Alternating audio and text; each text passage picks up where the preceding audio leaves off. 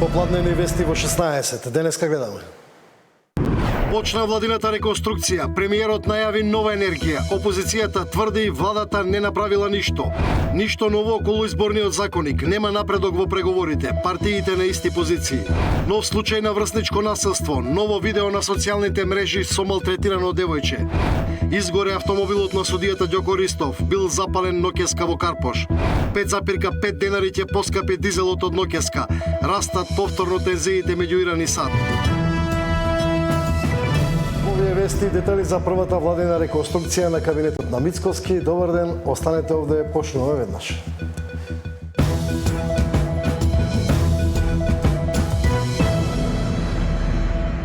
Почна владината реконструкција, собранието ги разреши досегашните министри, продолжи дебатата за избор на нови министри. Ивана Соколовиќ најдова ја следи собраниската седница, кои се последните детали.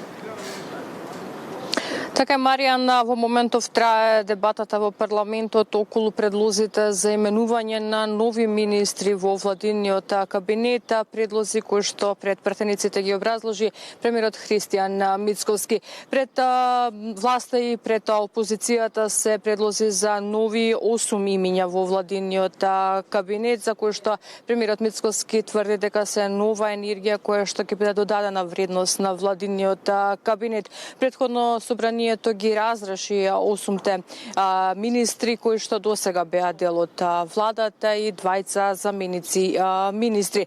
Според премиерот, кој што во своето експозе овде во пред пратениците нагласи дека политиката и функциите и мандатите се минливи, дека државата останува, затоа секоја одлука треба да се носи со одговорност и визија. Вели дека целта на оваа влада која што стапи на функција пред 2 години беше постојано преиспитување до каде е исполнувањето на резултатите, а токму оваа реконструкција е преиспитување за се она што досега беше направено. Како претходно им се заблагодари на досегашните министри за направеното, а вели и побара доверба од сите пратеници да гласаат за новите предлози, бидејќи тоа ќе значи продолжување на процесот на напредок на државата. Да слушнеме делот на неговото експозе кое што го представи пред пратениците. Денес пред вас предлагам луѓе кои доаѓаат со различни професионални искуства, но со иста обврска. Да работат честно, одговорно и со чувство дека секој ден што ќе го поминат на функцијата им е дадено народот и му припаѓа на народот. Денес не барам од вас доверба за поединци, не барам доверба ниту за една политичка партија, барам доверба за продолжување на еден процес. Процес во кој државата повторно ќе се исправи на нозе, во кој ќе ги обновиме темелите, во кој покажавме дека повторно можеме да градиме, да создаваме и да победуваме. Убеден сум дека најдобрите години не се зад нас, туку се пред нас. Но тие нема да дојдат сами. Еден ден, кога ќе не оценува историјата, нема да праша кој бил власт, а кој опозиција. Ивана, каков е интересот на пратениците за дебата, колку мене има пријавено на оваа седница и кои се аргументите на власт и опозицијата? Така е, Маријан, според собраниските служби за збор се пријавени 32 пратеници, како што и самиот собраниски спикер рече, очекувано е ваквиот голем број при пратениците да разговараат практично за предложениот нов список на министри во владиниот кабинет.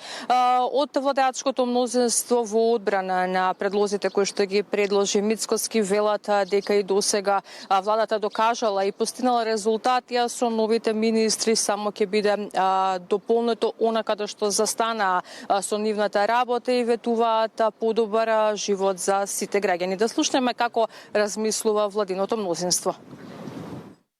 Реконструкцијата на владата не е знак на слабост, ниту пак е изнуден политички маневр. Напротив, ова е нормален, принципиелен и стратешки чекор на освежување на тимот, внесување нова енергија и дополнителна ефикасност во редовите на извршната власт. Порака и до колегите од опозицијата, наместо да барате заводни изговори, наместо да креирате лажни вести и да се надевате на неуспех на сопствената држава, само подобро погледнете ги бројките. Соочете се со реалноста дека Македонија се менува на подобро и граѓаните веќе не заседнуваат на вашата црна пропаганда. Да, ова беше ставот на мнозинството. Опозицијата упати сериозни критики кон премиерот и владата, велејќи дека во овие 2 години не е направено ништо, а доказ за тоа и смената на дел од овие министри.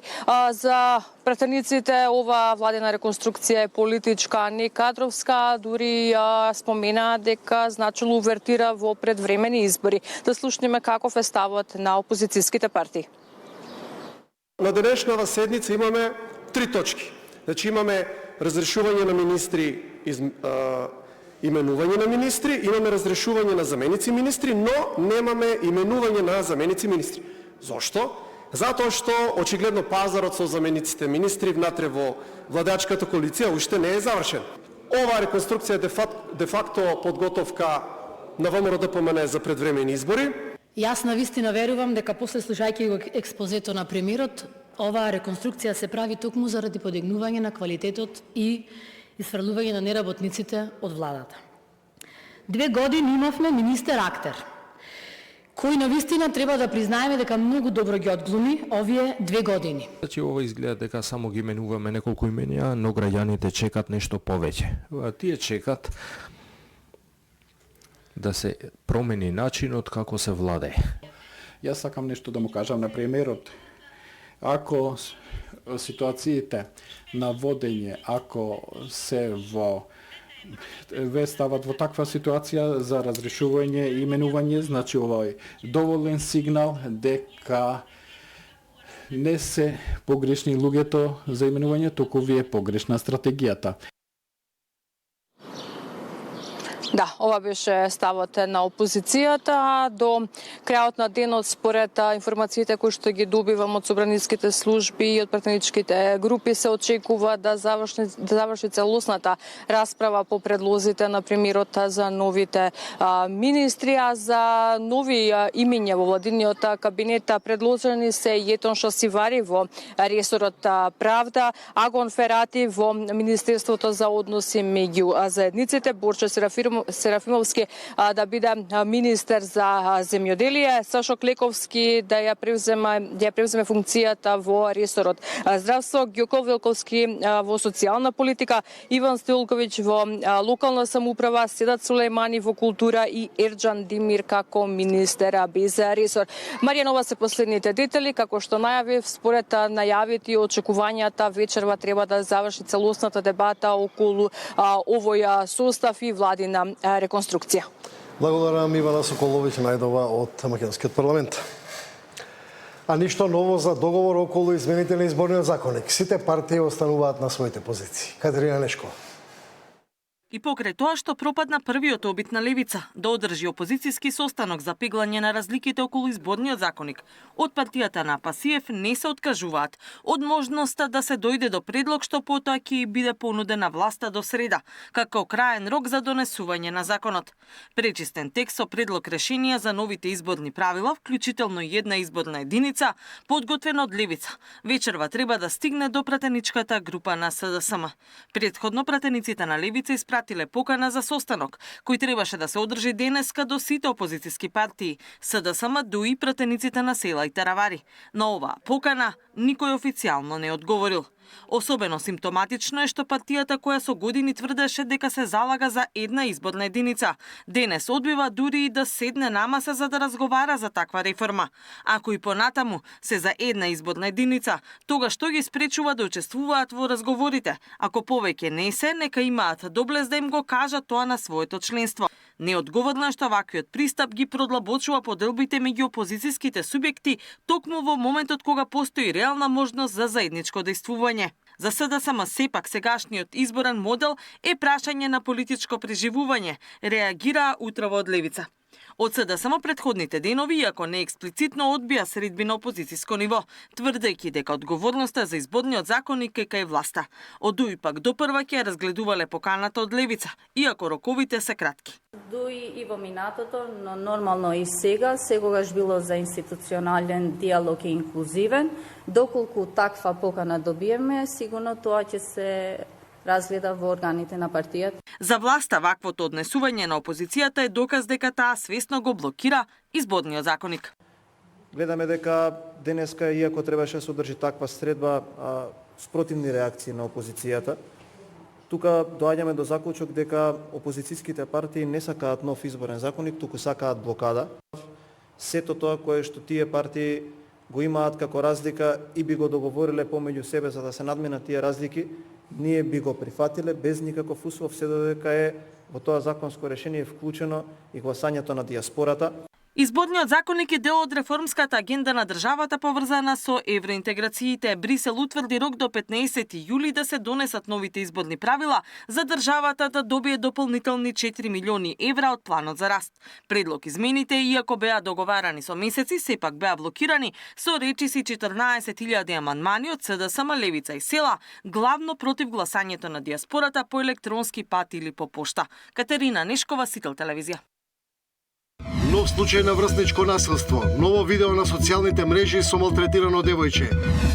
Изгоре автомобилот на судијата Ѓоко Ристов. Бил запален ноќеска во Карпош.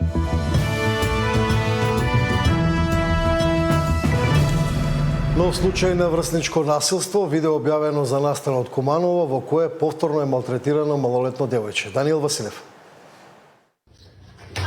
Ајде. Доле.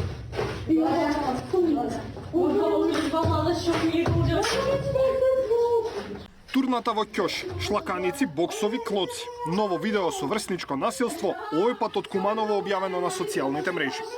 3 девојчиња малтретираат врсничка додека таа бара да престанат. Сите 4 девојки зборуваат на албански јазик.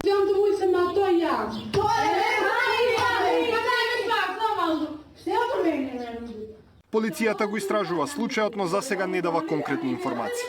Во врска со видеото објавено за кое прашувате, ви известуваме дека СВР Куманово во координација со ОЈО Куманово презема мерки и активности за расчистување на случајот, пошто соодветно ќе ја известиме јавноста, велат од полицијата. Ова е само едно од низата видеа кое во изминатиот период испливуваат на социјалните мрежи, а на кое може да се посведочи како група млади се изживуваат врз своји врсници, како случајот во Скопски аеродром, за кој на обвинителството му беа потребни цели 15 дена за да побара мерки против злосторниците. Во изминатите месеци, врсничкото и семеното насилство се повеќе добиваат на замав. Според податоците кои неодамна ги сподели министерот за внатрешни Тошковски, во првите 5 месеци од годинава се бележи раст на пријавите за семено насилство за дури 67%. Владата дури стартуваше и нова национална иницијатива со која се поврзуваат образовниот систем, безбедносните структури и социјалните служби во обид на намалување на семејното и врсничкото насилство. И покрај тоа, млада кумановка, Меланија Цветковска, вчера беше принудена јавно на Инстаграм да раскаже низ каква агонија поминува поради својот татко алкохоличар, за институциите да покажат иницијатива и барем привремено да ја спасат жртвата од насилникот и принудно да го испратат во психијатриската болница Демир Хисар. Даниел Василев, Сител телевизија. Ноќеска на околу 3 часот по полноќ во Скопски Карпош било пожарен автомобил собственост на судијата Ѓоко Ристов. МВР го потврди случајот, огнот бил изгаснат од екипи на бригадата за противпожарна заштита. Изгоре автомобилот на обвинетиот судија Ѓоко Ристов, против кого се води истрага за перење пари и криење имот. Возилото марка Пасат половично е изгорено, а пожарот оштети уште 2 возила околу него. Автомобилот на судијата бил паркиран пред зградата каде тој живее и каде издржува мерка куќен притвор. Пожарот избувнал рано утринава, а опожарен е дел и одделовен објект во приземјето на зградата. Било опожарено патничко возило Пасат со скопски регистарски ознаки, собственост на ДР. Од пожарот биле оштетени и патничко возило Volkswagen Туран, собственост на ДМ, патничко возило Сангјонг, собственост на СС и деловен објект, собственост на ГЛ. Огнот бил изгаснат од бригадата за противпожарна заштита Скопје. За сега нема информации дали пожарот е поврзан со случајот против него. Полицијата изврши увид и се преземаат действија за расветлување на инцидентот. Целиот случај е регистриран од безбедносните камери кои се наоѓаат на околните објекти. Извори од истрагата за сител вела дека станува збор за машко лице кое е маскирано. Доаѓа со канта бензин, го полева автомобилот на судијата, го пали и бега во непознат правец. Соседите слушнале јака експлозија. Што сум приметил само јака експлозија, три нешто, колку беше. Не знаевме што е, како е, меѓутоа се вели кога станавме, видовме, почитуваниот господин, како му беше име Ѓорѓе Ристо, прави бењеќе му прават бење. Ништо не слушнав, ништо не видов вечерта, се бајлево кога видовме само што се случило, така да стварно не знам. Тука сте во оваа зграда? Да, тука живееме на први спрат. Меѓутоа стварно ништо не слушнав. Ноќеска било, што било, повеќе знаат овие комшиите тука што се. Соседи сте на... Не, јас не во соседната зграда. А ги знаете луѓето чии автомобили се запалија? Не знам, кажуваат од тој судијата што бил. Други пак кои не сакаат да зборуваат пред камера коментираат дека причина за инцидентот може да биде и она што јавноста го слушнала во текот на вчерашниот ден од последниот јавен настап на неговата сопруга, во кој таа изнела скандалозни детали поврзани со истрагата на Ристов и состојбите во правосудството. Случајот против Ристов ја брануваше јавноста кога при претрез во Неготино во семејната куќа на неговите родители беа пронајдени 350.000 евра во кеш задзидани во шуплина од зид, додека обвинителството тврди дека поседува ДНК докази од и судијата самиот ги криел нелегалните пари. Неговата одбрана верува дека средствата имаат легално потекло и се на неговите родители. Покрај куќниот притвор за Ристов претходно беа преземени и низа други истражни мерки, вклучувајќи замрзнување на имот и финансиска истрага. Судењето почна во мај, а обвинетиот судија на самиот почеток изјави дека не се чувствува завиновен. Миријана Давидовска, Сител телевизија. Продолжи судскиот процес за дискотеката Пулс. Денеска сведочеа професори од градежниот факултет, според кој објектот работел со низа пропусти. Не биле почитувани правилата за градба и за реконструкција. Се заобиколувале закони, а безбедносните стандарди биле игнорирани. Градежното вештачење изработено од професорот Горан Марковски открива низа пропусти во пренамената и реконструкцијата на објектот во кој работела дискотеката Пулс. Анализата на материјалите, документацијата и законите покажала дека пожарната опасност била целосно занемарена.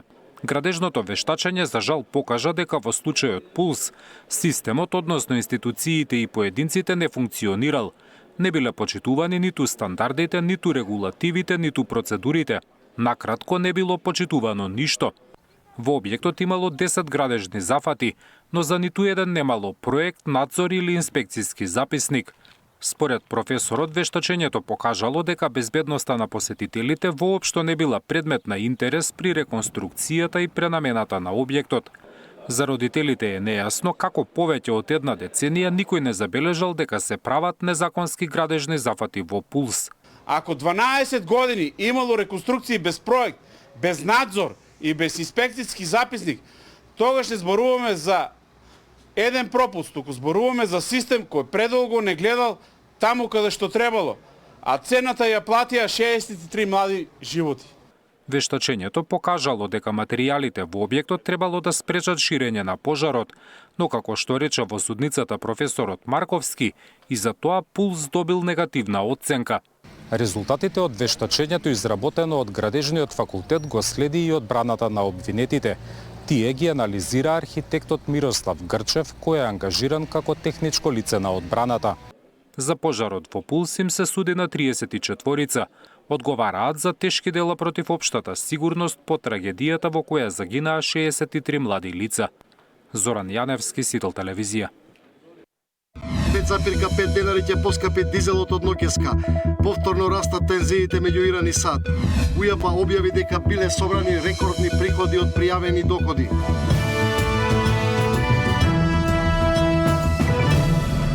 Нов драстичен скок на нафтата, од ноќеска дизелот поскапува за 5,5 денари. Мартин Арсов за причините. Поскапуваат горивата. Регулаторната комисија ги донесе новите цени. Од полноќ бензините одат нагоре за денар и пол. Евро Супер БС 95 ќе се продава по 87 денари, а 98 октанскиот ќе чини 89 денари. Литар дизел пак поскапува за 5,5 денари и ќе се точи по 88 денари. Ова доаѓа од како нафтата на светските берзи минатата недела скокна поради новите тензии на Блискиот исток. Од регулаторна објаснува дека референтните цени на нафтените деривати на светскиот пазар во споредба со претходната пресметка бележат зголемување, кај бензините во просек за 3,4%, а кај дизелот зголемувањето е во просек за 11%. Денеска суровата нафта од типот Брент се продава за околу $79 за барел.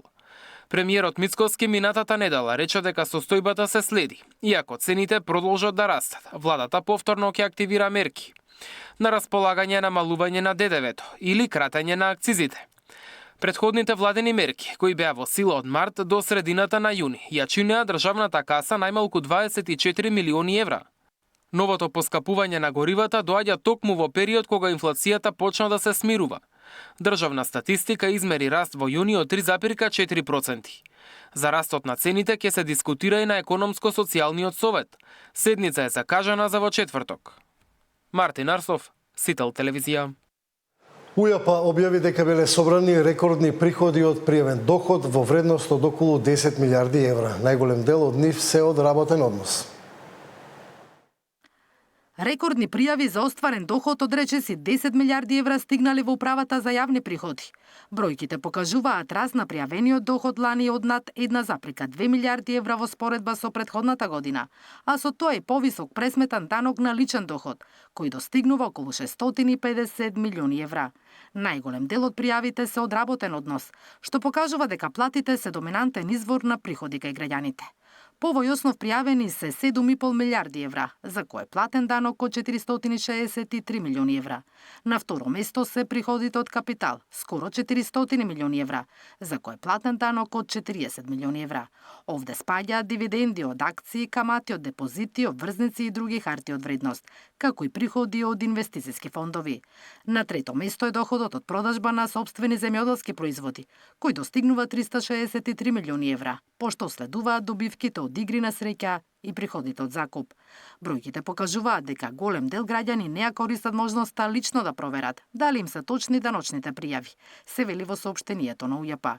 Само 26.650 пријави се лично потврдени од даночните обврзници. Над 313.000 граѓани платиле повеќе данок и имаат право на поврат, додека над 208.000 треба да доплатат околу 3,4 милиони евра. Податоците покажуваат и дека над 158.000 граѓани се уште немаат активирано кориснички профил во системот на УЈАПА и не можат да извршат увид во пријавата.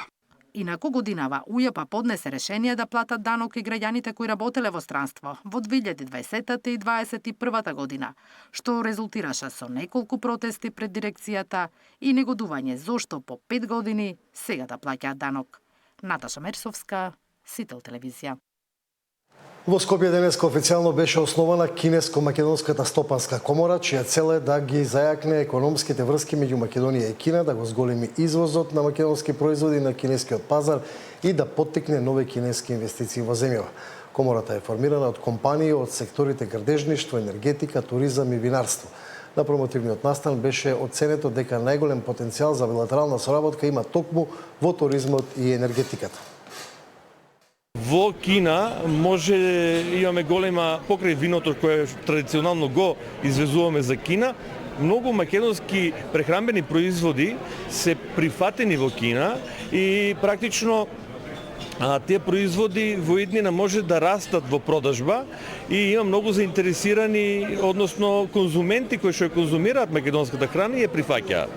Тоа е на среден рок. А на долг рок малку повеќе би се фокусирал во секторот енергетика или во секторот производство на електрични автомобили. Тоа значи дека сега во моментов имам некаква информација од техничко-индустријските зони се извезува делови за електрични автомобили. Меѓутоа, немаме се уште готов производ, немаме електричен автомобил кој што ќе биде македонски, кој што ќе биде покасно извозно ориентиран према Европа или према балканските земји, не е битно. Едноставно, таму јас ја гледам иднината. А иднината исто ја гледам и во енергетиката. Кина во моментов има многу голем инженеринг околу проектите за обновливи извори. Основањето на оваа комора е потврда дека стабилните меѓудржавни односи добиваат своја практична димензија преку институции кои ги поврзуваат луѓето, компаниите и идеите. Би сакал да изразам длабока благодарност до 50-те македонски компании кои уште од самиот почеток ја препознаа важноста на оваа иницијатива. Ние дадоа својата доверба и го поддржаа основањето на комората. Исто така сакам да им се заблагодарам на кинеските предприемачи кои допатуваа од Кина за да бидат денес со нас. Министерот за одбрана Владо Мисаловски извршува на градежните работи во касарната Ќоилија. Станува збор за целосна реконструкција на овој објект, кров, подови, зидови и внатрешен интериер. Нов покрив, водовод, канализација, зидови, простори и тоалети. Градежна офанзива во касарната Ќоилија. По години работа во дотраени услови, војниците треба да добијат значително подобри услови за работа и престој. Министерот за одбрана денеска прошета со градежниците за да провери како се одвиваат градежните работи. Од корен. Овој док идеме со женски кабинет, значи женски тоалети ќе имаме два, значи се поставува нова инсталација, водовод, канализација, комплектно све.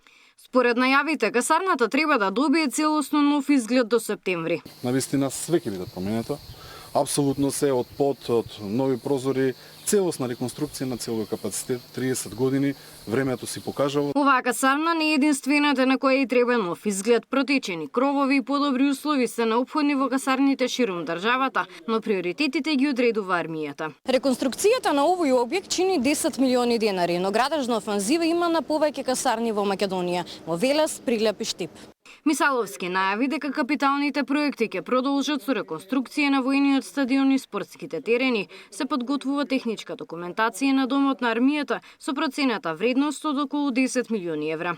Министерот кој неодамна се врати од самитот на НАТО во Анкара вели дека една од главните теми таму било зголемувањето на инвестициите во одбраната. Според него и на големите земји членки се уште бараат начин, имаат дилеми како да исполнат целта за издвојување 5% од БДП за одбранбени и безбедносни инвестиции. Ние во 4% сме тотал дел од буџетот на министерството, но и она што го прават другите институции во државата, односно владата, најмногу коридорите, каде што се фаќаат коридорот 8 и 10, кои се фаќаат огромен процент на буџетот. Во Анкара едно од главните прашања беше како ќе пораснат буџетите до 5%.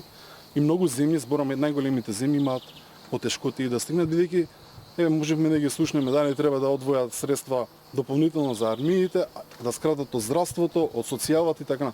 Иако конечната цел на НАТО е до 2035 година сите сојузници да достигнат вкупно 5% од БДП за одбранбени и безбедносни инвестиции, домашните власти велат дека Македонија постепено го зголемува темпото на вложување паралелно со модернизацијата на армијата и подобрувањето на условите во касарните. Габриела Лескова, Сител телевизија.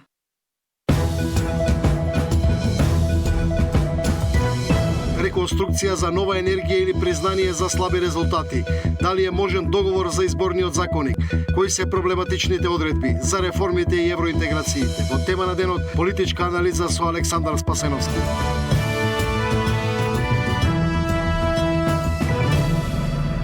А во продолжение блок вести од света.